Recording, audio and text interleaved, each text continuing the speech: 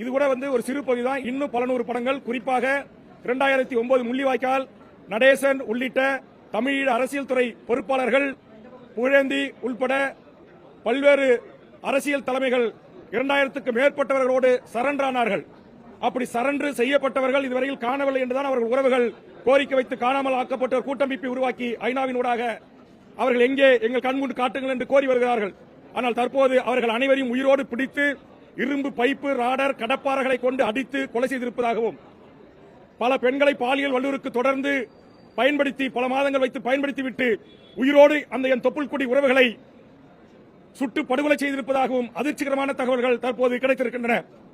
அப்படி கிடைத்த அந்த புகைப்படங்களோடு வருகின்ற 15ஆம் தேதி அங்கு நடைபெறுகின்ற அந்த மனித உரிமை கூட்டத்தில் நான் கலந்து கொள்வதற்காக இந்த முக்கிய சாட்சிகள் ஆவணங்களோடு நான் சுவிட்சர்லாந்தில் இருக்கிற ஐக்கிய நாடுகள் சபையில் செல்ல இருக்கிறேன்.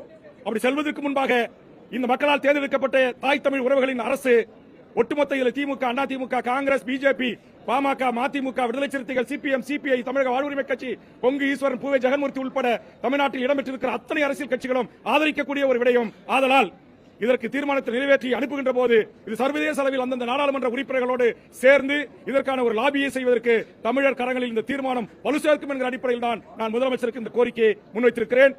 ராணுவ முகாமுக்குள் தமிழர்கள் அங்கு இன்றும் முற்றுகைக்குள்ளாக இருக்கிறார்கள். இன்னும் 3 ஒரு ராணுவ வீரர் நின்று கொண்டிருக்கிறார். இன்றும் அவர்கள் காணிகள் பறிக்கப்பட்டிருக்கின்றன. இன்னும் அவர்கள் சிறை கொட்டலில் அடர்ந்து கிடக்கிறார்கள்.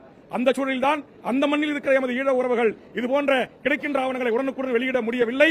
அதை தமிழ்நாட்டு இந்தியா ஒரு ஜனநாயக நாடு, இந்த மண்ணிலிருந்து என் தாய் தமிழ் உறவுகளுக்காக 2009க்கு பிறகு ஈழ இனப்படுகொலையை பலர் மறந்திருக்கலாம், ஈழ இனப்படுகொலைக்கு நீதி கோர பலர் மறந்திருக்கலாம். ஆனால் தமிழக வாழ்வுரிமை கட்சி இதை எங்கள் கட்சியின் பிரதான கொள்கைகளாக ஒன்றாக நாங்கள் வைத்திருக்கிறோம். அந்த அடிப்படையில் எத்தனை இடர்பாடுகள், இன்னல்கள், துன்பங்கள், துயரங்கள் வந்தாலும் அத்தனையும் தாங்கி நின்று என் மக்களுக்கான அந்த இனப்படுகொலைக்கு நீதி கோருகின்ற எமது தாய் தமிழ்நாட்டு உறவுகளின் தொப்புள்குடி உறவுகளான ஈழத்தமிழர்களுக்கு தோளோடு தோள் நிற்போம் என்பதற்காகத்தான் நான் தொடர்ந்து இதற்காக போராடி வருகிறேன்.